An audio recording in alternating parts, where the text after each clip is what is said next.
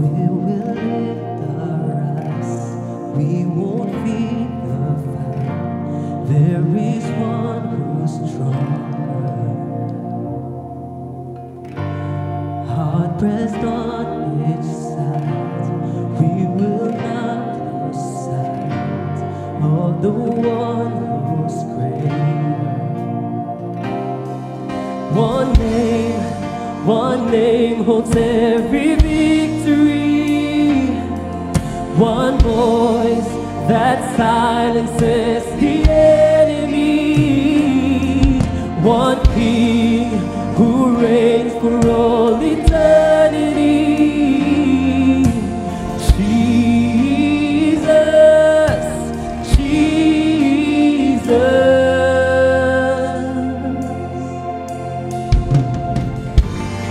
On the battlefield, your power is revealed. Giants fall defeated. Yes, Lord. We are taking ground, walls are falling down in the mighty name of Jesus. One name holds every victory. One voice that silences the enemy. Oh, one King who reigns for all eternity. Oh, Jesus, Jesus, say Jesus, Jesus. Come on, there's one name, the name above every name. Church, we're not fighting for victory. We are worshiping from a place of victory. The Bible says, thanks be to God who always gives us the victory in Christ. Come on, you gotta stand bold in worship. Oh, 'cause every victory is yours. Every victory is yours. You rose, you reign. Death is buried in the grave. Hell could not defy your name. You rose, you reign. Sing it out. Every victory is yours. Every victory is yours. You rose, you reign. Death is buried in the grave. Hell could not defy your name. You rose, you reign. One name holds every victory. Come on, declare it. One voice that silences the enemy. Oh, one King who reigns for all eternity. Oh, say Jesus, Jesus. Come on, say one name holds every victory. One voice that silences the enemy.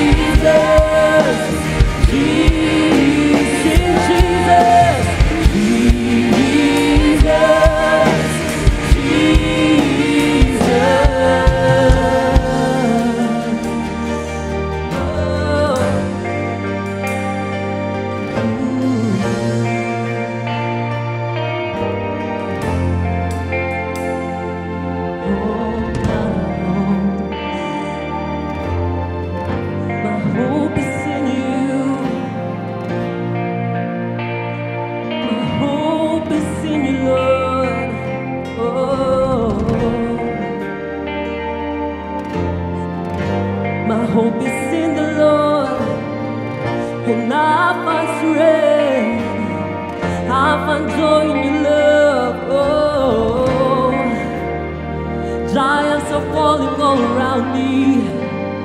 Demons have to flee.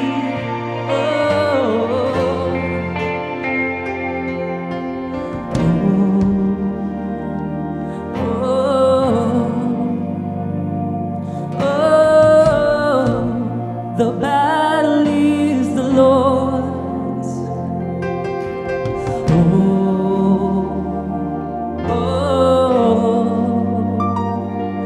Oh, the victory is yours. Sing, oh,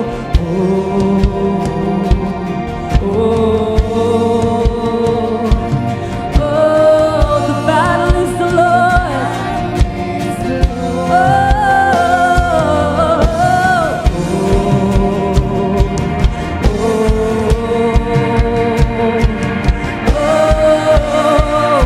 The victory, come on, every victory, say, every victory is yours, every victory is yours.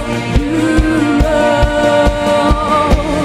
you reign, dead is buried in the grave, never not to find your name. You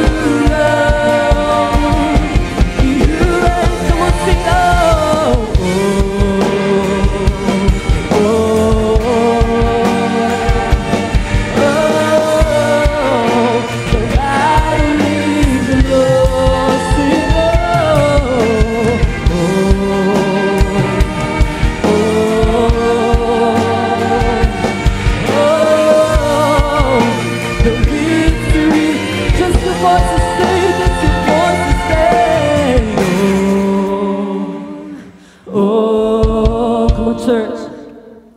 Oh,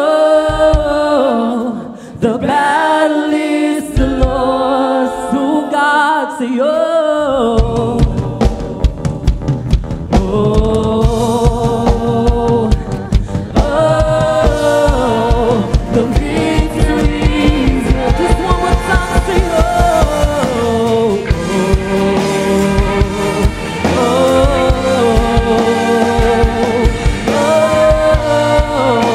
the battle is the Lord's. Say,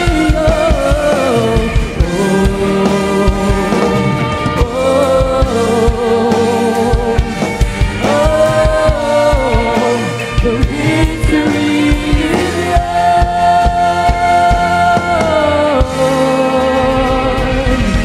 Hallelujah, hallelujah.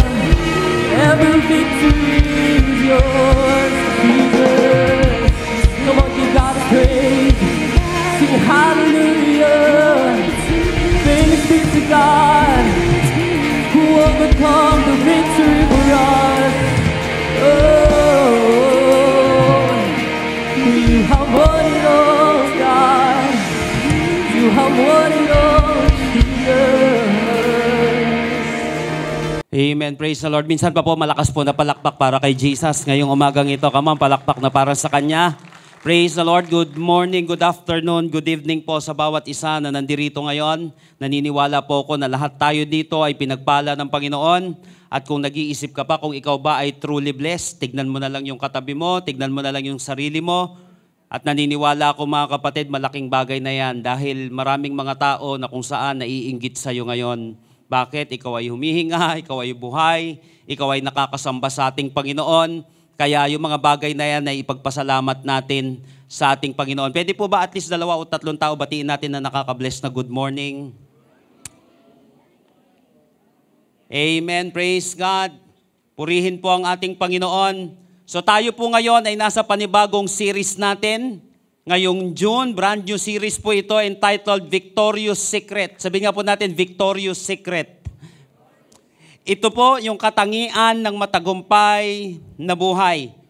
Katangian ng matagumpay na buhay. So dito po sa series na ito, actually 5 linggo po tayo dito sa buwan ng June. June 1 ngayon, eksaktong-eksakto. ngayong araw na ito at ito po pag-uusapan natin, ito yung mga sekreto ng mga matagumpay na tao, ito yung mga sekreto ng mga matagumpay na buhay. So starting today, pag-uusapan natin about yung mga kapamaraanan, paano tayo makakapanalo.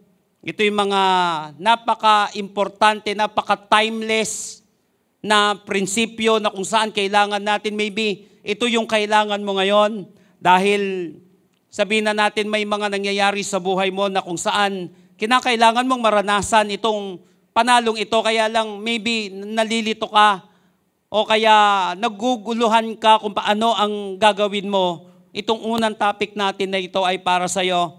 So next week, pag-uusapan naman natin is the winning attitude. Kasi ang winning ay nagsisimula sa isang attitude. If you don't have an attitude of winning, hindi po tayo makakaranas ng pagkapanalo sa buhay natin. Lagi tayong gagapiin ng kaaway, lagi tayong gagawing mukhang walang silbi ng mundo. Kapag yung attitude na ito, because your attitude determines your altitude. June 15 po, pag-uusapan natin paano tayo magtatagumpay kahit nasa kalagitnaan ng stress na nararanasan natin.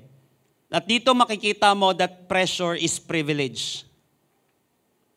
Makikita natin na pwede pala ako magtagumpay, no? Pwede ko palang gamitin itong pressure na ito, itong stress na nararanasan ko para sa gain ko, para makatulong sa akin. Yung tinitingnan ko na kung saan makakagulo sa akin, makakasira sa akin, nagdudulot sa akin ng mental stress, ay pwede palang maging gain ko ito. Ito po yung pag-uusapan natin. At sa last na topic natin before ng series break, pag-usapan natin doon yung mga walls. Ito yung Great Wall. Makikita natin na ang tagumpay ay may pader na kung saan dapat mong mawasak. Ang tanong ngayon, kaya napansin natin kahit anong gusto natin sa buhay, parang nahihirapan tayo kasi nga hindi naman ganun kadali yan eh. May babasagin tayong wall. Maraming tao, in even ang kaaway, ang mundo, may mga tao nga sa paligid natin na akala natin okay sa atin, pero yung pala, wall din. Maraming mga walls na dapat natin mabasag. Ito yung babasagin natin dito sa pamamagitan ng mga pag-uusapan natin. And then June 29, last week po tayo ay dadako sa ating series break. So yun po yung mga pag-uusapan natin. Naniniwala ako na kung saan kailangan mo ito, kailangan ko ito, kailangan ng mga kaibigan mo ito, i-invite mo yung mga kaibigan mo, invite mo yung mga mahal mo sa buhay, huwag mong imimiss kahit isa dito sa topic na ito, dahil naniniwala po ako na katatagpuin tayong lahat ng Panginoon dito. Tandaan natin that you were born to win. Ikaw ay pinanganak sa kingdom ng Panginoon, hindi para matalo, kundi para manalo. Amen po ba? Pwede ba sabihin mo sa katabi mo, you were born to win? Ikaw ay pinanganak para, alam mo yung para lumipad na parang agila, hindi para mga lahig. Na parang mga pangkaraniwang manok. Kaya lang ang tanong, paano? Kaya nga itong mga sunod-sunod na topics natin na ito ay napaka-importante sa pag-shape ng buhay natin. Paano tayo masishape as a champion? Paano tayo masishape as a winner? So naniniwala po ako na gagamitin ito ng Panginoon. Pag-pray din po natin ito na kung saan maging pagpapala sa atin. Of course, pag-pray muna natin, walang problema sa word ng Panginoon. Ang ipag-pray po natin, yung puso natin, pati ng mga kasama natin na kung saan makakapakinig din nito. So let's get started. According to yourstory.com, sinabi po ng author doon that life is like a race. Mababasa niyo po sa social media, sa iba't ibang mga books, that life is not a race. Kaya nga sinabi ko, maguguluhan ka sa buhay kapag wala kang pamantayan, kapag wala kang konstitusyon. Any country na walang constitution, walang law, ay magkakaroon ng anarchy at matinding kaguluhan. Kaya nga ang Bible po, mga kapatid, ay naglagay siya, ang Diyos ay naglagay ng constitution para sa atin, na kung saan ito yung magiging mapa ng buhay natin. Kaya nga ang tawag sa Bible, ito yung final, of course ito ay salita ng Panginoon, but the Bible is the final authority of our faith and conduct. Ibig sabihin, kapag may mga issues sa buhay natin, may mga issues tayong kinakaharap, may gusto tayong mangyari sa ating buhay, wala nang papalit sa Biblia. Dahil ito ang salita ng Panginoon. Ito ang mapa ng buhay natin. Para hindi ka maliligaw, para hindi ka malilito, dapat napaka-importante na ang konstitusyon natin, ang sinusundan natin, ang mapa ng buhay natin. Kasi maliligaw ka dyan eh. Ito kinakailangan may map yan. Yung buhay natin, ito tinatawag na life map. Kaya nga may may training po ako ng tawag doon ay life mapping. Kasi nga, maliligaw ang isang tao. Kapag naliligaw tayo, paano ka babalik? Ito rin mapang ito ang gagamitin natin. That's why the Bible is the final authority of our faith and conduct. Dito, dinesign ng Diyos ang tao. Without the Word of God, ang isang tao ay ligaw, ang isang tao ay wasak. Kaya ako po nabanggit yon kasi nababasa natin that life is not a race. Hindi po race siya. Kaya lang ipapaliwanag ko mamaya kung paano natin ito maipapanalo. Life is like a race. You keep on running. However, not everyone can run long time. Some have many years left. Some have minutes. But the point is running as fast as you can before your time runs out. Kinakailangan tayo ay tumatakbo habang hindi pa time. Habang hindi pa sinasabing time's up. Dapat patuloy tayong tumatakbo. Magkakaiba po tayo mga kapatid ng oras, magkakaiba tayo ng minuto, magkakaiba tayo ng araw at taon. But life is like a race. Kinakailangan patuloy kang tumatakbo sa buhay na ito. Kaya nga sinabi nung author na yon, in the end, it's about who will cross the finish line, not who will cross it first. Sa dulong-dulo, nagkakatalo yan, sino ang makakatapos, makakakross ng finish line. Hindi issue dito kung sino ang mauunang maka-finish line. Dahil hindi nga natin alam. Life is like a vapor in the wind. Here today, gone tomorrow. Kaya hindi siya paunahan, hindi siya pabilisan, hindi rin siya patagalan. At the end of the day, it's about who will cross the finish line, not who will cross it first. Dahil hindi naman natin alam iyon. Kaya importante, maipanalo natin itong race of life na ito. You'll never know what will happen tomorrow. May mga kakilala nga po ako, tinaningan na sila. Sabi, tinaningan na po ako 20 years ago eh. O ba't buhay pa rin?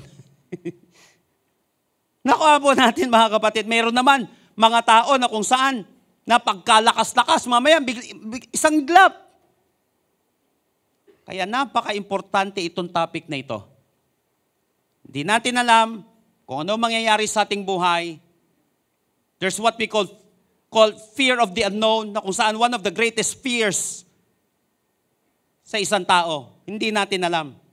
Kaya nga napaka-importante, patuloy kang tumatakbo at matapos natin ito ng matagumpay. The million-dollar question is, how to win the race of life? If life is like a race, dapat patuloy akong umuusad, dapat patuloy akong tumatakbo sa buhay na ito para manalo. Ano ang gagawin ko para maipanalo itong buhay na ito, itong race na ito? I want you to open your Bible with me in Hebrews chapter 12, verses 1 hanggang 3. Hebrews chapter 12, verses 1 hanggang 3. Kung papansinin niyo po mga kapatid, Hebrews chapter 12 ito. Mababasa niyo po sa Book of Hebrews. Actually, ang theme ng Book of Hebrews ay better. Ibig sabihin, better yan.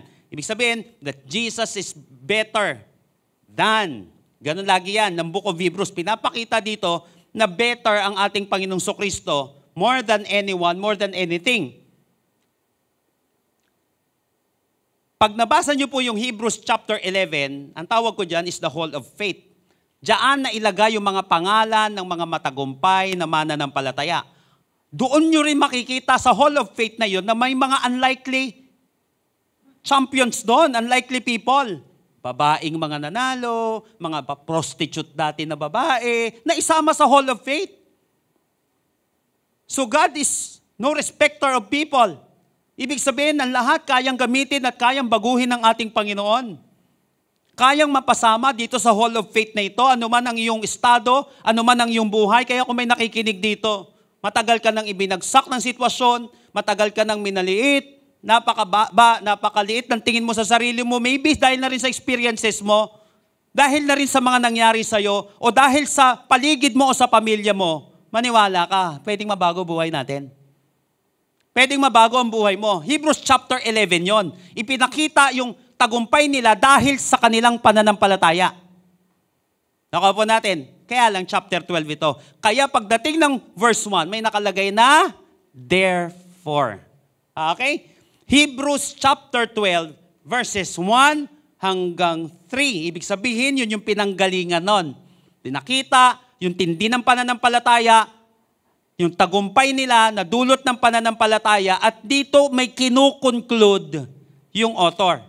Hebrews chapter 12, verses 1 hanggang 3. Therefore, sabi nga po natin, Therefore, since we are surrounded by such a great cloud of witnesses, let us throw off everything that hinders and the sin that so easily entangles, and let us run with perseverance the race marked out for us. Let us fix our eyes on Jesus, the author and perfecter of our faith, who for the joy set before him endured the cross, scorning its shame, and sat down at the right hand of the throne of God. Verse 3, consider him who endured such opposition from sinful men, so that you will not grow weary and lose heart. So join me in our message today entitled, 3 Ways of Winning. 3 ways of winning. How to win the race of life. How to win the race of life. Life is a game na kung saan dapat mapanalo mo. Hindi pwedeng walang ginagawa, hindi pwedeng hayaan lang dahil ito ay isang race. Mamaya papaliwanag ko po yung race na yon. Papaliwanag ko po isa, i-expose natin itong word na ito, pipigain natin siya at dalangin ko. Makakain tayo ng, alam mo yon, ng napaka-healthy na salita ng Panginoon na kung saan makakatulong sa atin, babago sa atin, mabago sa buhay natin at pamumuhay natin. Lahat po ng ready at excited na ngayon na matuto at mabago, magsabi po ng malakas na amen. Number 1, verse 1. Therefore, since we are surrounded by such a great cloud of witnesses, let us throw off everything that hinders and the sin that so easily entangles. 3 ways of winning. How to win the race of life. Paano? Ulitin ko po may therefore tayo dito. Paano ba nila ginawa yon? Kaya ganito, mamaya may great cloud of witnesses na binanggit dito. Dito kinukonclude niya na, parang summary. Nakuha po natin yon kasi nagkwento siya, naglagay siya ng Hall of Faith Kung sino yung mga pangalan na yon. Siyempre, magkukonclude ka ngayon. Ito yung summary na gagawin niya. Dito ngayon, binubuod niya para mas madali na natin mai-apply itong mga binanggit niya dun sa chapter 11. 3 ways of winning. Number 1 is remove. Sabihin nga po natin, remove. Para pala nananalo ang isang tao, dapat marunong siyang magtanggal. Therefore, since we are surrounded by such a great cloud of witnesses, let us throw off everything that hinders and the sin that so easily entangles. Napansin niyo po kasama sa buhay natin ang subtraction? Para may mabuo sa buhay mo, para maintindihan natin ang buhay natin, ang buhay ay hindi lamang addition. Hindi lamang siya multiplication at division. Ang buhay ay parang mathematics siya, kailangan din ng subtraction. Kinakailangan may mga bagay na tinatanggal tayo. May mga bagay na tinatapon tayo. Sino sa inyo kaninang umaga may tinapon ka sa basurahan? Bakit hindi na lang sa bahay na lang yan? Sayang yan, yung duming yan. Sayang din yun, yung libag. Sayang din yun. Sayang din yung pinagkainan mo. Bakit natin tinatapon sa basuran? Ganito ang buhay. Para pala manalo tayo dun sa race of life na yon, para makapanalo ka kahit naman saan, sa organization, whether organizational or personal, napaka-importante ng mga timeless principles na ito. Tandaan natin yung law of subtraction, ang tawag dyan, don't expect solution if you don't know how to use subtraction. Huwag ka mag-expect ng solusyon sa buhay mo kapag hindi ka marunong gumamit ng subtraction. So you can find solution in subtraction. Kinakailangan may nire-remove tayo. Teka lang, tignan natin ito maigi. Therefore, since we are surrounded by such a great cloud of witnesses, bakit ganon? May cloud of witnesses. So yung cloud of witnesses dito represents a massive body of people. Okay? Great cloud of witnesses. Sino yung massive body of people na yon? Yung chapter 11. Yung mga taong binanggit doon. By the way, madali natin ma-misinterpret yung term na yon kapag tinignan lang natin siya na literal. Okay? For example, we are surrounded by such a great cloud of witnesses. Ano po ito Sports tong pinabanggit natin dito, contest ito. So may mga nanonood dyan. Okay? Kaya lang, kapag ginawa natin siyang literal, hindi siya pwede. Okay? Ibig sabihin, yung mga namatay na yun, nakikita tayo dito sa mundo. Kung babasahin natin sa book of Luke, mapapansin natin, o sa kwento naman, kahit saan parte ng Bible, mapapansin natin sa kwento ng Bible, wala silang kinalaman dito. Kasi nga, no more fear, no more shame, no more tears sa langit. Kapag nakikita ka nila dito, di mamaya malulungkot na naman sila. So, walang ganon. Ibig sabihin, pati po dun sa kwento ni Lazaro, sa kanong mayaman. Hindi naman nila alam yung nangyayari dito specifically. So, anong ibig sabihin nito? Rule ng interpretation na, if the sense doesn't make sense, seek another sense. Ang rule ng interpretation, number one rule dyan, take it literally first. Pag hindi mo pwedeng gawing literally kasi binabangga yung ibang part ng scripture, iti-take mo siya figuratively. Kasi tiyak yan, may sense yan. Kaya nga ang ibig sabihin ng cloud of witnesses dito, ito yung mga testimony ng mga tao na nauna sa atin, na nagtagumpay, yung chapter 11, yung Hall of Faith na yon. Yun yung mga testimonies nila na kung saan nag-guide sa atin, cloud, nakapalibot of witnesses. Itong mga ito. Okay? Ngayon, sinasabi, may great cloud of witnesses, nakita natin, na sila ay nagtagumpay na rin dahil sa pananampalataya. Ang tanong, paano sila nagtagumpay? Ito yung sinasabi ng author dito. Therefore, since we are surrounded by such a great cloud of witnesses, let us throw off everything that hinders and the sin that so easily entangles.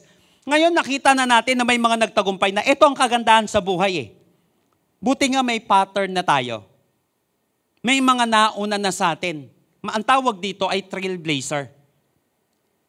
May sa mga sanay dito sa bundok, di ba? Nagpunta kayo ng Everest noong nakaraan. Meron ba dito kabababa lang? Nakuha po natin, pag pumunta po kayo, ako po, sanay talaga akong mag-aakyat ng bundok, lalo na teenager pa lang ako. Sanay na sanay po ako niyan, yung maligaw sa bundok. Alam ko rin kapag walang daanan.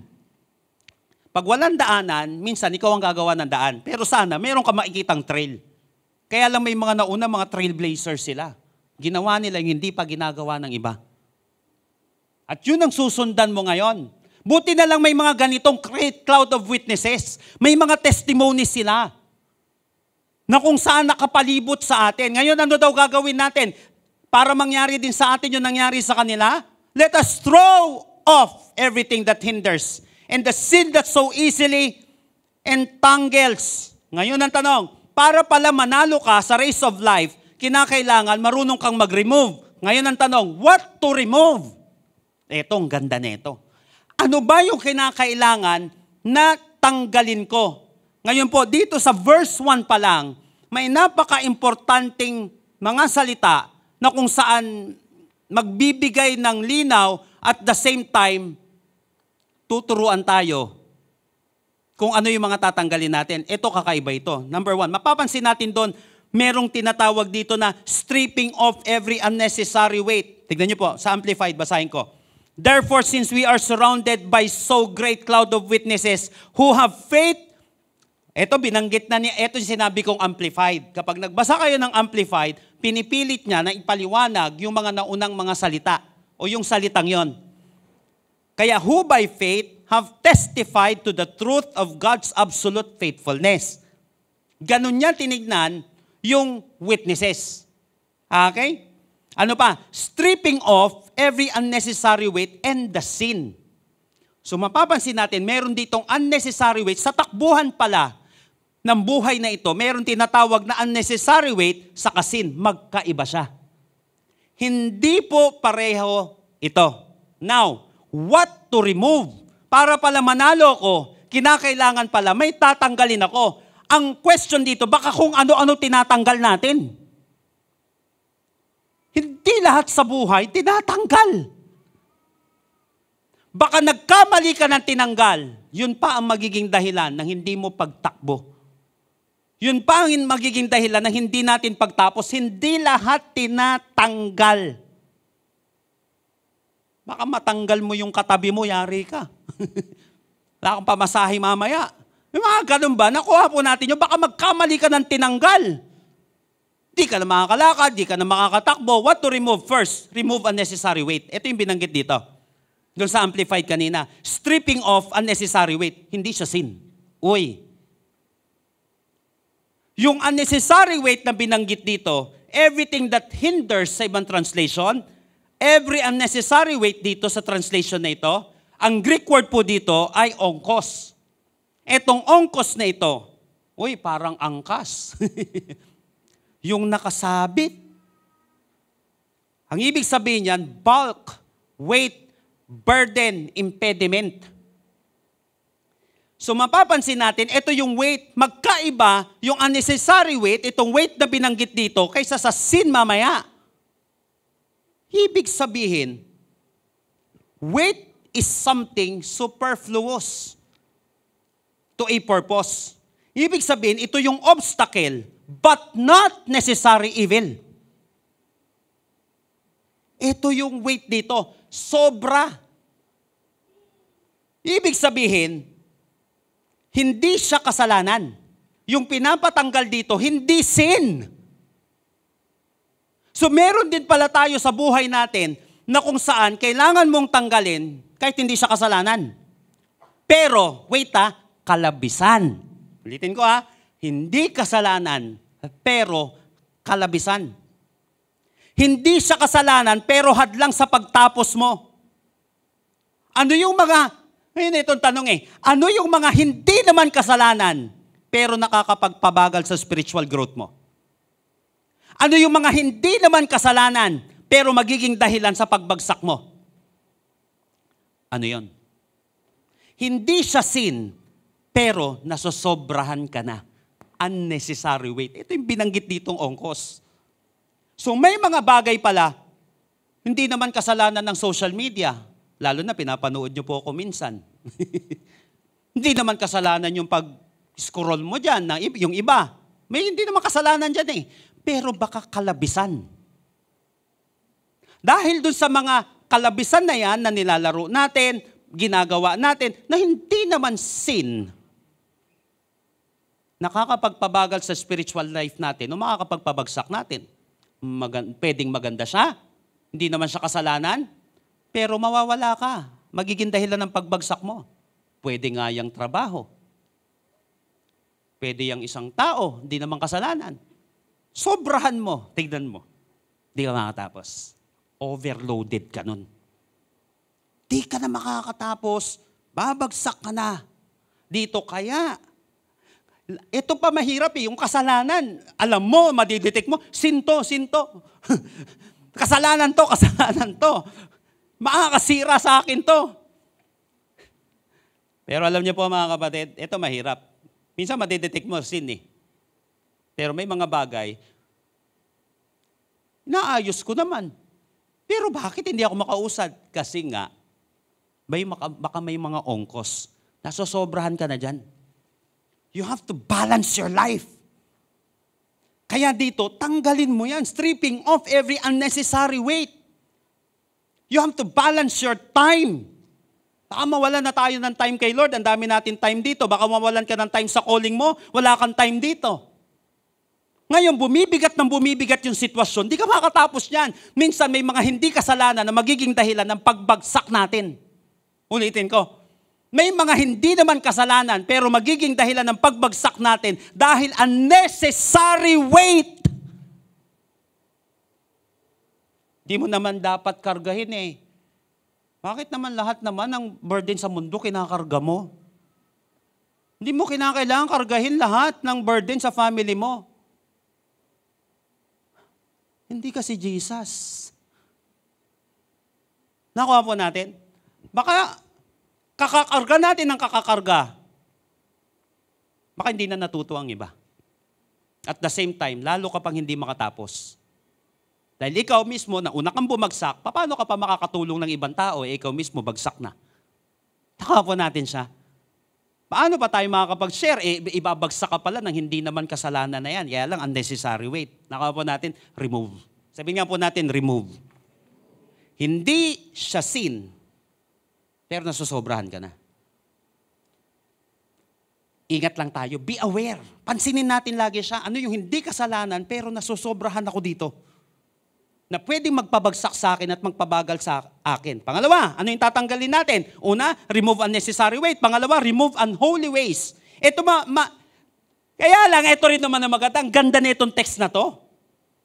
Yung una, unnecessary weight. Kahit saan yan, sa personal nating buhay, sa negosyo, hindi lahat. Pinapatulan mo, hindi lahat. Kinakagat mo yan. Baka may mga unnecessary dyan, you have to remove it. Kinakailangan, babalansihin mo siya. Hindi naman lahat magagawa mo. Kaya importante yung purpose dito. Yun, purpose. Kapag hindi makakatulong yan sa purpose ng buhay ko, race to tandaan natin, may time. Hindi ito paunahan dahil di naman natin alam kung kailan mag-i-end. Ang importante, tumuloy tayo, tumapos tayo. Nang tama. Pangalawa, ito maganda dito, end the sin. Una, unnecessary weight. Pangalawa, may binanggit dito, end the sin. Remove unholy ways. Kaya lang, ano yung sin na ito? Alam niyo po, ang ganda nito. May binanggit dito na the sin. Yung Greek word na ginamit dito ay hamartia. Ibig sabihin nito, proneness to sin, sinful propensity, an inclination. Kapag binasa po natin sa Greek ito, kaya nga importante po ito. Kaya pinipilit natin every time na nagpipreach tayo, na ine-expose natin yung mga napaka-importanting mga terms dito, mga bagay dito na hindi natin mahahalata sa simpleng pagbabasa natin. Kaya may definite article po dito na the. Kasi hindi siya general na sin. Of course, ang kasalanan siya, pero hindi yan yung binabanggit dito. Ang binabanggit dito, yung kaya nilagyan siya ng definite article, the sin. So it indicates a particular sin. Yun yung i-remove daw natin. Hindi ka makakatapos Anong ibig sabihin nun? Every Christian, every person has a specific sin or sins which we are vulnerable. Yung specific na sin na yon. Bakit? Kasi yung kasalanan na vulnerable ka, pwedeng hindi yun yung kasalanan na vulnerable ako. Kaya nga may nakalagay dito, entangles. Sin which so easily entangles. Ibig ensnare. Yung Greek word dyan, hindi ko na po masyadong papaliwanag ito dun sa Greek niya. Ang ibig sabihin lang po niyan, ina-ambush. Pag sinabing entangles or snare, ang ibig sabihin niyan, to ambush, to encircle, controlling tightly.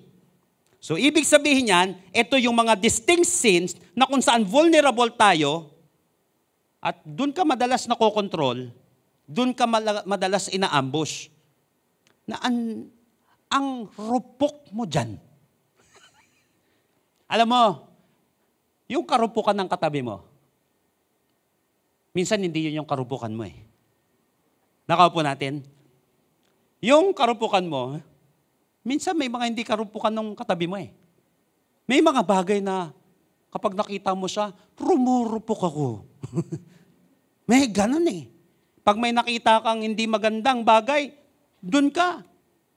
Halimbawa, nakakita ka na ng bagong cellphone, bago pa yung cellphone mo. Wala na, sige dan sige. Kahit magkautang-utang ka na, hindi mo na intindihin yon kasi nakokontrol ka ng sin na yon. Papansinin natin yung bigat na unnecessary, sobra yung kalabisan na pwedeng ginagawa natin na makakahadlang sa pag-usad natin o kaya makakadulot ng pagbagsak natin. Pangalawa, ano tong madalas na ina-ambush ka? Pansinin mo daw siya, pag-aralan mo yung mga galawan mo. Dito, ito yun napupuruhan ako na ito Tapos ito na naman ako. Lagi akong ganito, hindi ako makakausad. Ano yung mga bagay na napupuruhan ka na masama dito? Kasi mas madalas doon ka lalaglag. Pansinin mo siya. Kaya nga, the sin that so easily, kaya nga, nakatulong na yung translation dito, may easily na entangles. Minsan yan, di mo na kailangan yung Greek eh. Dito, hindi ko sinabi na hindi na talaga totally kailangan. Dito pala maintindihan mo na siya eh. The sin that so easily entangles. Kahit hindi na masyadong magaling sa exposition dito sa text na to, meron mga mabibilis na kung saan madalas ka ma-ambush doon. Specific sin na madalas umiikot-ikot sa'yo at di ka makahindi. Pag naamoy mo yung brand na yun, no, hit-hit ka ulit. Pero alam mong, kahit alam mong makakapagpa-cancer sa'yo, kahit na alam mong babalik ka ulit. Ako po ganun eh, may mga sin na kung saan easily entangles na kapag naamoy ko, pwedeng bumalik agad ako. O kaya mangyari sa akin. So yun, papansinin mo siya. Gusto ko na mag-grow eh. Ayaw ko na nang paikot-ikot yung buhay ko. Gusto ko na may bago, may breakthrough sa buhay ko. Kaya lang, para manalo ko sa race of life na ito, I need to remove something. Ano yon? Kalabisan. Didisiplinahin ko yung sarili ko. Babalansin ko ang buhay ko. At the same time, ano yung mga bagay na kung saan ina-ambush ako ng same na masamang bagay na ito. Pansinin mo lang siya. Kasi pag hindi mo siya pinansin, paglalaroan ka lang na ito lagi. Wala siyang pakialam. Kahit na anong gawin natin. Pag hindi mo napansin yung mga bagay na ito. Kaya sinabi ng Bible, let us throw off everything that hinders and the sin that so easily entangles. Tandaan natin, ang pagtatapon ay nakakapagpaganda at nakakapagpaaliwalas ng buhay. Huwag mong isipin lagi na, ay, huwag kang manghihinayang. Nanghinayang ka ba nung tinapon mo yung basurang napakabaho sa bahay ninyo? Hindi naman, di ba? Kasi alam mo, magkakasakit kayo eh. Bakit ganun mo kadaling gawin yon? Kasi nga naintindihan mo. Ganito din dito. Ayan yung nakapagpabaho madalas sa buhay mo. Yan yung mga, ang sikip-sikip na ng bahay mo, basura, sobra-sobra na. Minsan hindi naman masama yung mga naka-display. Kaya lang, nagkakatapon-tapon na. Wala kang lalagyan, tatanggalin mo siya, hindi naman kasalanan yon. Pamimigay mo na, ganun din sa buhay. Hindi lahat ng maganda, bagay sa'yo. Ako natin, hindi lahat ng maganda. Kasi may hindi naman kasalanan, pero pag sumobra ka doon, papangit na bahay mo. Ang gulo-gulo na. Mag-declutter na kayo sa bahay, please. Kahit na maganda yung mga damit mo, pagkarami-rami na, mukha ka ng basurahan. Ano katindahan ng ukay-ukay yung bahay nyo? Hindi naman eh. Kaya lang, nakaka-stress. Kaya minsan ang daming away sa pamilya, ang daming gulo. Kasi magulo na ka sa paligid eh. May mga sobra na hindi naman na dapat. Nakuha po natin yon. So dapat marunong kang magbawas. No solution without subtraction. Simple lang, walang madadagdag sa buhay mo kung hindi ka magbabawas. Walang madadagdag. Remove. Number 2. And let us run with perseverance the race marked out for us. Ito naman ang maganda. Yung kanina, let us throw off. Ito naman, ano daw tatanggalin? Yung mga bagay na nag-hinder sa atin, yung mga sobra. At the same time, ano yung mga specific na yon na lagi kang ina-ambush? Huwag kang papayag. I-detect mo siya, i-discern mong maigi. Ganda ng mga susunod natin. Self-evaluation, napaka-importante nun. Habang nakikinig ka dito, kapatid, self-evaluation. Maybe may goal ka kasi sa buhay. Pinagpipray mo na yan. Lord, mahit ko tong goal na ito. Ito na kailangan mo doon. Hindi ko sinabing huwag ka magbasa ng libro, pero baka ito na yon. Di mo na kinakailangan magbasa pa na ng sandamakmak na libro. Ito na yon. Sabi mo sa katabi mo, ito na yon. Kasi kahit na anong karga mo ng karga, wala naman. Wala ka naman tinatanggal. Wala ka ng subtraction. No solution without subtraction. Walang madadagdag kung di ka magbabawas. Pangalawa, and let us run with perseverance the race marked out for us.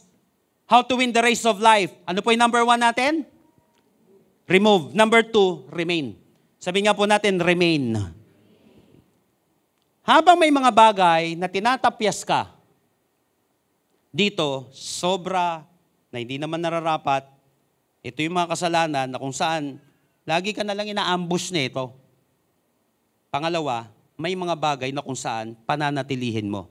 Yung Greek word na ginamit dito ay hupomone. It is the characteristic, ito tingnan niyo po, yung perseverance dito, characteristic of a man who is not swerved from his purpose and his loyalty to faith, even in the midst of greatest trials and suffering. Ang ibig sabihin din nitong hupomone na ito, cheerful or hopeful endurance, constancy. Kailangan pala, bukod sa may mga tinatapyas tayo sa buhay natin para makatakbo tayo na maayos, may mga bagay naman na kung saan dapat stay put ka doon. Baga, dapat mag-remain ka doon.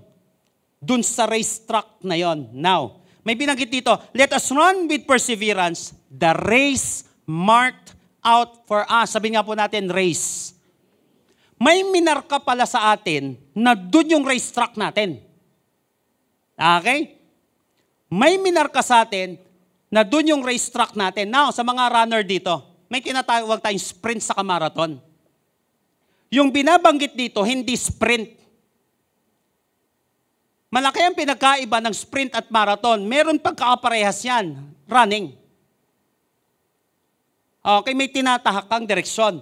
Pero magkaiba, usually ang sprint ay nagsisimula daw yata yan, mga 60 meter dash, may mga 100, 200 meter dash, nakuha po natin yon. At madalas, kinakailangan mabilisan yan. Mabilisan. Hindi ka nagagamit ng parang aerodynamics na tinatawag nila doon.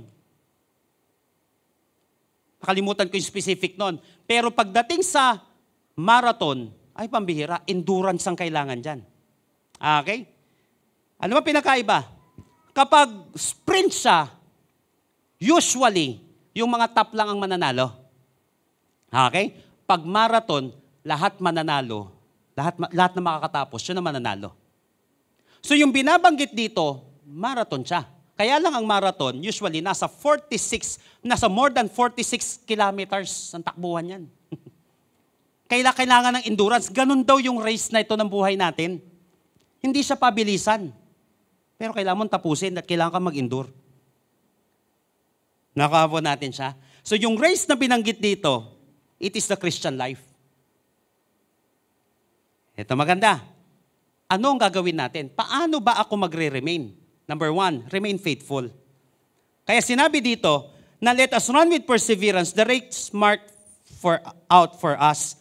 Kung saan yung racetrack na yon, maging faithful ka doon. Maging faithful ka doon sa Christian life na ito. Ibig sabihin, sinabi ng text natin dito, may racetrack na tayo. Ang racetrack dapat tinatakbuhan, pero wag aalisan. Ulitin ko, yung racetrack ng Christian life, dapat tinatakbuhan siya, pero hindi inaalisan. Dapat tumatakbo ka dito, pero hindi mo siya aalisan. Dapat tumatakbo ka para makatapos, huwag kang umalis para matalo. Tatakbo para makatapos. Remain faithful. Kung saan yung etong Christian life natin, maging faithful daw tayo dito. Pangalawa, remain hopeful. Kasi yung hupomone dito, ang ibig sabihin, cheerful or hopeful endurance. It means na dapat tayong umaasa. Ito maganda. Dapat pala habang tumatakbo ka, may hope ka. Dapat umaasa ka habang tumatakbo ka. Mahirap kasi yung tumatakbo ka, pero sinasabi mo, matatalo din naman ako eh. Wala din naman mangyayari sa buhay ko eh. Wala talagang mangyayari. Kasi isip mo palang talo ka na eh. So kinakailangan, yung takbuhin ng buhay na ito, tumatakbo ka kahit mahirap. By the way, importante yun, no? Kahit mahirap. Dapat nasa utak mo, hopeful ka, matatapos ako. Kakayanin ko to. Buti sana kung mag-isa lang akong lumalaban. Una, may church. Pangalawa, nandiyan si Lord. Unang-una sa lahat, nandiyan si Lord. Nandiyan ang ating Panginoon. So remain faithful and remain hopeful. Maging faithful ka lang doon sa Christian life na yon, doon sa racetrack na yon, but at the same time, huwag ka lang basta faithful habang tumatakbo ka, hopeful ka. Ganito daw para manatili ka, kaya maraming hindi nananatili because they are not hopeful. Kaya tinatamad sa Christian life, kasi babagsak din naman ako. Hindi, run with perseverance the race marked out for us. By the way, yung word na race dito, napaka-importante nito. Yung Greek word na ginamit dito, hindi ko na po nilagay dyan. Ang ibig sabihin ng Greek word dyan ay agony. Yung race. Yung race na yan, agony, nanggaling dyan yung English word natin na agony. Yung race na binanggit dito, agony. Ibig sabihin, contest daw. Effort, anxiety, conflict. Therefore, the Christian life is not a passive jog, but a grueling process. That is why it takes perseverance to live it. Agony. Sabi nga po natin, agony. Kaya hindi madali buhay. Kaya marathon siya, endurance. Hindi yung, walang hingahan yun. Siya kakadalang huminga pag natapos mo na. Pero ito, marathon to, hindi to sprint. Ang bihira. Actually dati, yung mga tumatakbo, nakapaa yan. Bukod sa nakapaa. Itakbo ng takbo. Hanggang sa, sige, kuha ka ng hininga, magtuloy-tuloy ka lang. Ganito pala ang race ng buhay. Grueling process siya. Hindi siya passive na, okay din yung pag-i-enjoy sa buhay kasi pag-usapan din natin sa susunod yon. Kaya nga ito, cheerful or hopeful endurance siya. So, ibig sabihin, manatili ka lang, magpatuloy ka lang. Kaya sinabi ni Charles Spurgeon, by perseverance, the snail reached the ark. Nakakita na po kayo ng snail? Yung mga kool, yung mga suso na tawag dyan. Di ba ang bagal niya? Mas mabagal pa to sa sa pagong. Pero sinabi niya, by perseverance, the snail reached the ark. Wag mong sabihin yung katabi mo, babagal-bagal yan, baka makatapos pa yan. Mamaya, siya pa nung gumanda ng buhay. May mga ganun no? May mga taong, yung ganda-ganda naman, ganda ng cellphone niya, ganda naman ng damit niya, bukas makalawa, poor na siya. Bakit? Ikaw, tsinaga mo yung buhay. Dinisiplina mo yung buhay. Naku, tsagaan mo, kapatid. Pagtsagaan mo. Sabi mo sa katabi mo, pagtsagaan mo. Remain. Nakuha po natin, mag-endure ka lang, magpatuloy ka lang. By perseverance, the snail reached the ark. Alam niyo po mga kapatid, listen to this very carefully. The reason why people give up is because they focus on how far they have to go instead of how far they have come. Kaya maraming mga tao, madaling mag-give up kasi nakafocus sila kung gaano pa sila kalayo. At hindi sila nakafocus dun sa anlayo ko na.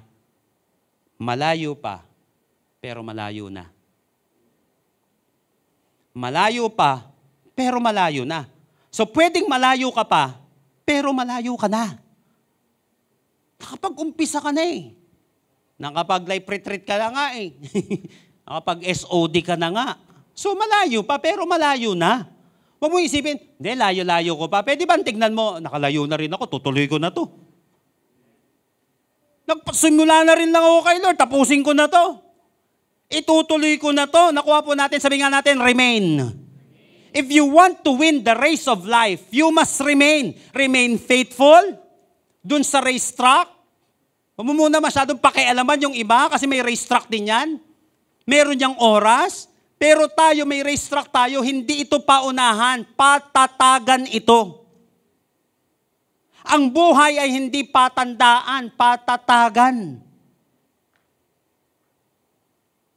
Kaya ang maturity, hindi laging age, kundi attitude. Ang maturity ay hindi laging nababase sa age. Ang maturity ay nababase sa attitude. Kasi pwedeng umidad tayo pero wala tayong pinagkatandaan. Nakuha po natin yon.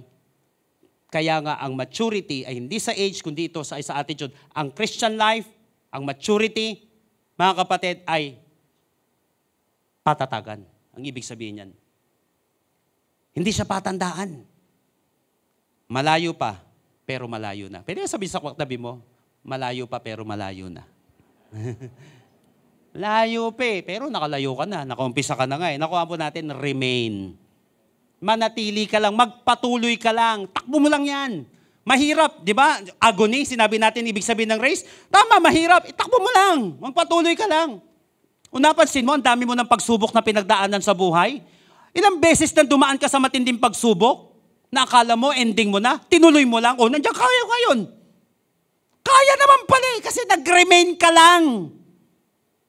Sa mga may pinagdadaanan na matitinding pagsubok ngayon, maniwala ka, para lang dead end ang dating, pero may race na naka-mark para sa'yo.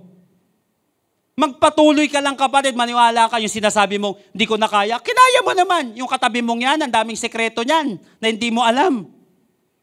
Na muntik-muntik na halos ayaw na, nandiyan pa naman. Okay pa naman.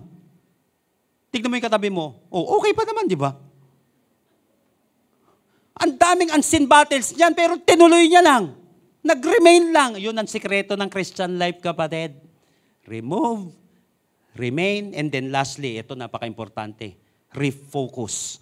Verse 2. Para pala matapos mo ito, kinakailangan marunong kang mag-refocus. Okay? Verse 2. Let us fix our eyes on Jesus, the author and perfecter of our faith, who for the joy set before him endured the cross, scorning its shame, and sat down at the right hand of the throne of God. Ang ibig sabihin ng refocus, adjust the focus of one's eyes. Kasi, ito maganda, kaya pala hindi na nanalo ang isang tao sa race na ito ng buhay kasi nalilito siya. Isa sa mga teknik na ginagawa ng kalaban, lituhin ka. Pati sa sports, kaya may sports psychologist na tinatawag. Kasi minsan may inuutusan dyan na kalaban, lituhin ka, guluhin ka, i-distract ka. Kapag ang isang star player na-distract mo, talo sila, maniwala ka. Kaya pati isip, kinukondisyon. Isip ng isang atleta, kinukondisyon. Kung sa isang atleta, pati sa negosyo, kinukondisyon ng isip mo. Di lalo sa spiritual life, lalo yung buhay natin. Ang gagawin mo ngayon, teka lang, refocus. May nagaganon dyan. Huwag kang papadistract dyan. Refocus. Now, ito maganda dyan. Yung Greek word na ginamit dito, yung fix na binanggit dito is aphorao. Ang ibig sabihin nitong aphorao na ito, to view with undivided attention, by looking away from every other object, to regard fixedly and earnestly. So, ibig sabihin nito, yung fix your eyes on Jesus, sinabi dito, ang ibig sabihin pala nito is both to look away and look to something. Dalawang importanteng bagay, paano mag-refocus? Ito maganda. Number 1, it means undivided attention. Ang pagre-refocus pala, ang ibig sabihin nito, undivided attention. Ibig sabihin, walang ibang focus, single focus. Kaya nga refocus yung ginamit natin dito. Halimbawa, naguguluhan ka na, ang dami mong focus, refocus! Single attention. Ano ba yung purpose mo sa buhay? Baka nililito ka ng kalaban, baka pinapagod ka na lang ng kalaban ngayon. Baka ginugulo ka ng kalaban, you have to refocus. Ganyan na nangyari, nakwento ko na po ba yung minsan sa Starbucks? Ilang taon na nakalipas, nakita nyo po, sulpot ng Starbucks ngayon, pero muntik na pong magsara yan. Hanggang sa minutes sila ng kanilang boss. Pati yung mga barista, minute sila. Anong ginagawa natin? Sinabi, refocus. Bakit? Balik tayo sa reason for existence natin. At that time, gumagawa na sila ng kanta. Gumagawa na ng ganito. Gumagawa na ng ganito. Pero yung kape, hindi na masarap. Yung experience, hindi na maganda. Ginawa nila, balik lang. Ganun din sa buhay natin. Minsan may mga bagay na pwedeng hindi naman, ulitin ko, pero hindi nga kasalanan. Pero gumugulo ka na eh.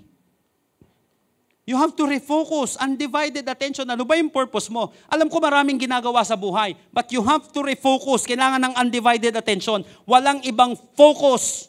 Napansin mo nung si Peter, nakita niya si Jesus lumalakad, natakot sila? Kung ikaw yan, sabi ni Peter ng ganon, palapitin mo ako dyan. Sabi ni Lord, lapit ka dito. Nakalakad siya. Kaya yung principle natin, di ba? If you want to walk on water, you've got to get out of the boat. Risk ang tawag doon, get out of your comfort zone. Gusto mong makaranas na hindi nararanasan ng iba. If you want to walk on water, you've got to get out of the boat. Mahirap siya, pero yan ang magpapabago sa buhay mo. Walang growth sa comfort zone. Kaya nga, race tayo. Kaya nga sinabi ko, may mga kausap akong leaders na nakaraan, never mo ako mapapabalik sa nakalipas. Alam ko mahirap ang hinaharap. Pero dapat harapin natin yan. Kasi walang mangyayari sa buhay natin. Pag paulit-ulit lang tayo sa ginagawa natin na ito at ayaw natin ng challenge sa buhay. You have to refocus, undivided attention, walang ibang focus. Kaya nga, nakalakad si Peter noon. Mamaya dyan, nung lumalakad siya, nakita niya yung wind sa wave. Unang focus siya kay Jesus. Mamaya dyan, nakita niya yung wind sa waves, natakot na siya. Kasi hindi na undivided attention.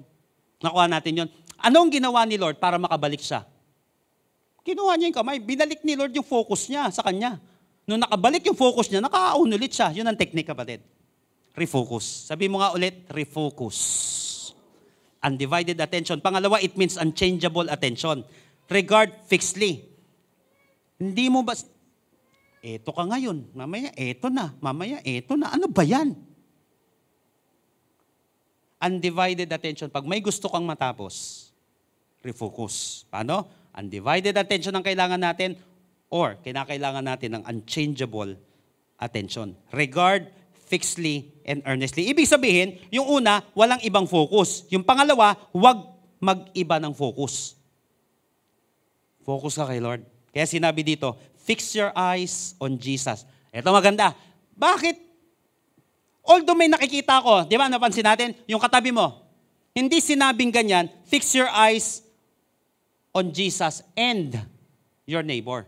Hindi ganun yung sinabi. Although matututo tayo sa testimony ng mga kasama natin, pati ng iba, pero hindi perfect yung mga yan. Baka kapag dyan ka nakafocus, nangiwian ka niyan, nasungitan ka niyan, ganito naman pala mga Christian, babaksay ka nga lang ako. Leader pa man din to. Papray-pray ka pa. Papasting-pasting ka pa. O nakita mo, kahit nagaano kabait yung katabi mong yan, maniwala ka kapatid. Pag dyan ka nag-focus, alam ko makikita mo siya, kaya nga, huwag ka dyan mag-focus. Tignan mo lang. Pero hindi yan ang focus. Nakikita natin pero ang focus natin, walang iba, kundi si Jesus. Sabihin nga natin, Jesus. Yun ang focus mo. Pag nag-focus ka dyan sa katabi mo, baka sumablay ka lang. Nakakuha po natin yon. Sa panahon na nakitaan mo yung katabi mo ng mga imperfections sa buhay, although kailangan magbago, pero ang focus mo, ang dahilan ng pagpapatuloy mo, ay si Jesus. Because He is the author and finisher. Pag sinabing author, He is the captain, pioneer. Kay Jesus nagsisimula ang ating pananampalataya. Nakuha po natin. Kung gusto mo magsimula, kay Jesus. Ano pa yon? Perfecter, yung binanggit dito. Ang ibig sabihin sa Greek ng perfecter, teleiotes. Ang ibig sabihin nitong teleiotes na ito, completer. Ibig sabihin, kapag kinukulang ang faith mo, si Jesus ang kukumpleto nito. Kapag kinakapos ka na, si Jesus ang kukumpleto nito. Si Jesus din ang umaayos ng faith na nasira. Sa Kanya ka pala, I don't know kung sino sa atin ngayon na, alam mo yon, nayayanig yung faith mo, nasisira ka, feeling mo, wasak-wasak ka ngayon, tandaan mo kapatid, si Jesus ang umaayos ng faith na nasira. Therefore, there is one absolute condition of victory. Ano yon? Look to Jesus. One absolute condition of victory. Look to Jesus. So never take your eyes off to Jesus. Why? He is the author and He is the finisher. He is the pioneer at siya ang kukumpleto sa pananampalataya mo.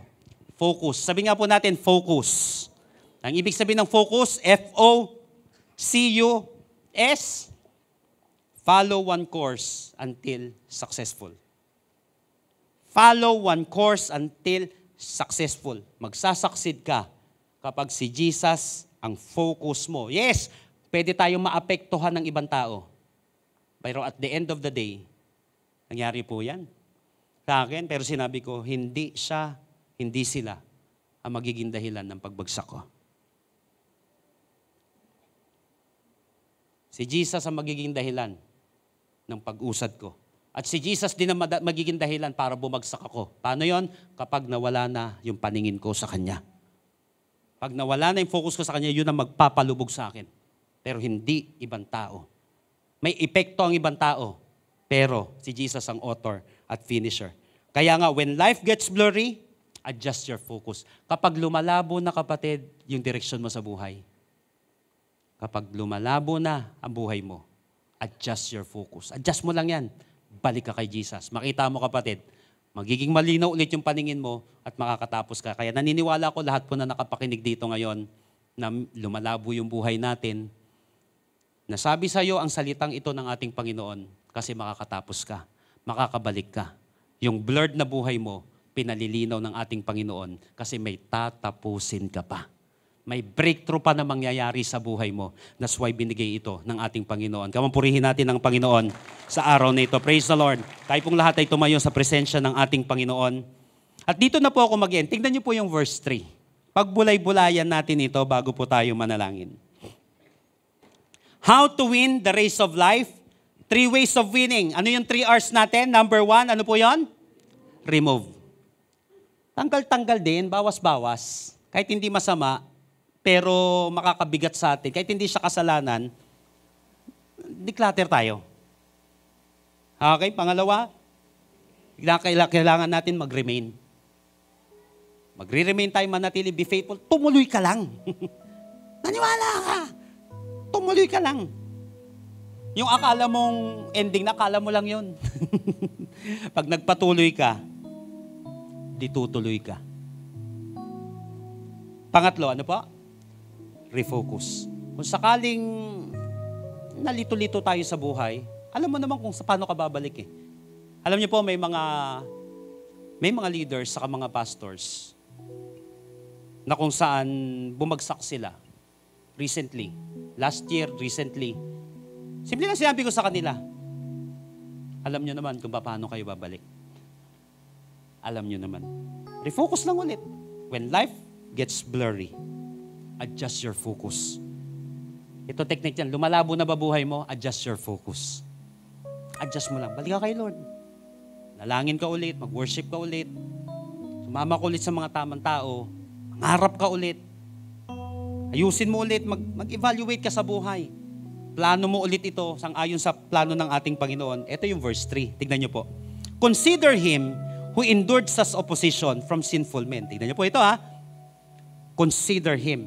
In-endured daw ni Jesus Christ yung such opposition from sinful men so that you will not grow weary and lose heart. So once may opposition, ito maganda. Ang Book of Hebrews po mga kapatid, ay sinulat sa panahon ng matinding persecution. Kaya makikita natin yon. In fact, yung sinusulatan dito, sinabi ng mga author nito ay sa Italy. Kasi madalas binabanggit nun. Madaming persecution at that time pagdating sa faith ng mga mananampalataya. So, ano nangyayari? May opposition sila. Oppose, ibig sabihin pumipigil. Ulitin ko, ito maganda. Sa tagumpay na gusto mong mangyari, hindi lahat susuporta sa'yo. May pipigil dyan. So minsan yung pipigil dyan, baka di mo kayanin, baka mapuruhan ka nun. O kaya baka inclined ka dun sa taong yun, mapasuko ka niya. Ano ba? So that you will not grow weary and lose heart. Sino sa atin dito, malapit ka ng pa-lose heart na? O kaya, parang di ko na kaya ito Anong gagawin mo daw sa panahon ng matinding persecution sa buhay, sa panahon na medyo nanlalamya na yung puso mo at nanghihina ka na? Tignan niyo po yung unang word, consider. Sabi nga po natin, consider. I-consider mo daw si Lord. Ibig sabihin, never take Jesus for granted because He is the ultimate key to victory. Kapag nanghihina ka, consider Jesus. Pag hindi mo alam ang gagawin mo, consider Jesus. Yun ang pinaka-technique. As He is the author and finisher of our faith. Consider Him who endured such opposition from sinful men so that you will not grow weary and lose heart. Para hindi ka bumagsak, consider mo si Jesus. Maybe some of you right now, ito yung kailangan mo. Tingnan niyo po yung text natin so that you will not grow weary and lose heart. Sino dito gusto mo maging matatag ka ngayon? Sino dito gusto mo kapatid, huwag mawala yung hope na yon? Consider Jesus. Yun yung pinaka-technique, hindi nagkamali ang Bible. Tingnan mo, magbabago yung pananaw mo at yung landas ng buhay mo. I want you to close your eyes right now. Who among you here right now? You are growing weary. And you are about to lose heart. Medyo nadi-discourage ka, o kaya pa-discourage ka na talaga sa buhay. Or whom among you may mga persecutions na pinagdadaanan sa buhay? Nakakadagdag na matinding kalungkutan mo. Nakakadagdag na matinding kabigatan mo sa buhay. Na parang ang hirap-hirap tumapos. Kapatid, consider Him. Wala kang ibang kakapitan, kapit kay Jesus. Wala kang ibang pwede magsimula. Magsimula ka lagi kay Jesus. Because He is the author and He is the finisher of our faith. So makapagsimula, consider Jesus. Gusto mong makatapos, kapatid, at maayos? Consider Jesus. Kung among you here right now, sinasabi mo, Lord, ayusin mo po buhay ko. Lord, gusto po magsimula. Tulungan mo po ako, Panginoon. If you are this person right now, bibilang ako ng 3, kapatid. Tataas mo yung kamay mo kasi mananalangin tayo. Naniniwala ko, after ng panalangin ito, kung naniniwala ka, kailangan mo si Jesus ngayon. Gusto mo magsimula. Maybe this is your first time, especially, kapatid, na dumalo sa gawain ito. And you really want to give your life to Jesus. Gusto mo ng bagong buhay, ng bagong direksyon. Gusto mong kayanin yung mga mabibigat na sitwasyon na pinagdadaanan mo, kapatid. Hindi nagkamali na napakinggan mo ang mensaheng ito. Kaya mo, matatapos mo yan, maniwala ka. Just consider Jesus. Gustong magsimula at gustong maayos ulit. Jesus is the perfecter. He's the completer of our faith. Sa mga nawala, bumalik, ito ang panahon. Nagagawin mo ito. Ito ang panahon, kapatid, na magdesisyon ka. May magandang plano sa iyo si Jesus. Are you ready right now? Sa mga gustong magsimula, sa mga gustong mapagtagumpayan yung matinding kabigatan, especially this is your first time, mananalangin muna tayo ngayong araw na ito. And I believe that after this, your life will never be the same again. Lift your hands, come on. 1, 2, 3. Habang nakataas yung kamay na yan, mananalangin tayo, but make it your personal prayer. At naniniwala ko, after this, your life will never be the same again. Tell it to Jesus right now, Lord Jesus. Lord Jesus, Come into my life. come into my life. I surrender my heart to you. I surrender my heart to you. I admit that I'm a sinner, I admit that I am a sinner, but I believe that you are my Savior. but I believe that you are my Savior. Starting today, Starting today, be the Lord of my life. be the Lord of my life. Save me. Save me. In Jesus' name, In Jesus' name. Amen. Kapatid, kung first time mo ipinanalangin ang panalangin ito, the Bible said in John 1:12, yet to those who receive Him, to those who believe in His name, He gave them the right to become children of God. Sino man daw tumanggap sa Kanya at manampalataya sa Kanya, bibigyan ng karapatan maging anak ng Diyos. Yan ang pagsisimula. Kay Jesus dapat nagsisimula. Congratulations, kapatid. Magpatuloy ka sa Panginoon. Focus kay Jesus. Maniwala ka, may magandang plano sa iyo si Lord. And for all of you right now, na kung saan nakakaranas ka ng pagbagsak, sugatan, parang hirap tumayo, ang hirap bumalik, consider Him. Consider Him who endured such opposition from sinful men, so that you will not grow weary and lose heart. Sa mga pabagsak, sa mga nadi-discourage sa buhay, consider Jesus. Kapit sa Kanya, lapit sa Kanya, hingi ng tulong sa Kanya ngayong oras na ito. Father, in the name of Jesus, I lift up to you every person, Panginoon, na nadi-discourage sa buhay. Bawat isa na nasasaktan, Panginoon, at nasusugatan ngayong araw na ito. Lord, I pray, God, that you heal this person right now. Lord, I pray for healing in the name of Jesus. Muli siyang makakabangon, Panginoon, at makakatakbo muli. Lord, I pray that you instill hope sa bawat isa. Dagdagan niyo po, Panginoon, ang aming pag-asa at ang aming pananampalataya, Panginoon. Tutuloy kami, Panginoon. Magpapatuloy kami. Paghilumin mo po, Panginoon. At sa panahon na napapagod ang bawat isa, dagdagan niyo po kami ng lakas. Panginoon, Dagdagan niyo po ng lakas ang bawat isa. I-provide niyo po yung pangangailangan namin habang kami tumatakbo sa buhay na ito, Panginoon. Lord, mahirap, pero posible. Sa pangalan ng Panginoong Jesus. Ngayong oras na ito, kapatid, personal kang lumapit sa ating Panginoon. I will give you 30 seconds to 1 minute ngayong oras na ito. Just come to Jesus. Ikaw at ang Panginoon ngayong oras na ito. Sabi mo si Lord. Humingi ka ng tulong sa Kanya. Ano yung specific na gusto mong mapagtagumpayan ngayon? Maybe specific sin. Ask God. Consider Jesus. He is the perfecter of your faith. He is the author. Manalangin ka mag-isa. Sabihin mo si Lord. Personally, humingi ka ng tulong sa Kanya. Aminin mo na kailangan mo ng tulong. Aminin mo na nangihina ka. Aminin mo na nasasaktan ka. Aminin mo na nahihirapan ka. Consider Jesus. Consider Him right now.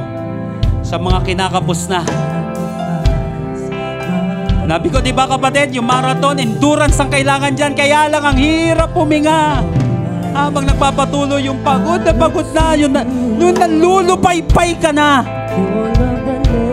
Sa panahon na pagod ka na, nalulupaypay ka na, halos nauubusan ka na, consider Jesus. Siya magiging support mo. Siya magpo-provide ng strength. Siya magpo-provide ng kailangan mo. Siya magpo-provide ng lakas mo at hininga mo. Lapit kay Jesus. Lapit kay Jesus. Ask God. Hingi ka ng tulong sa Kanya. Kaya niya, kapatid. Last 30 seconds. Ikaw at si Jesus ngayong araw na ito.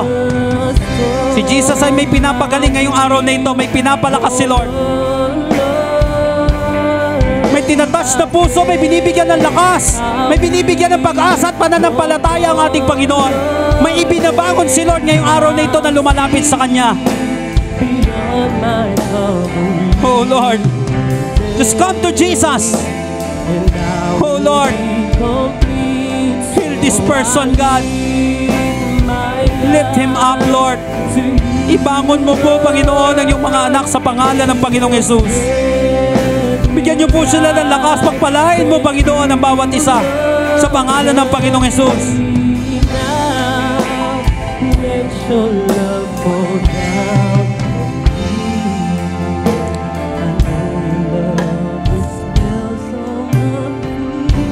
Oh Lord.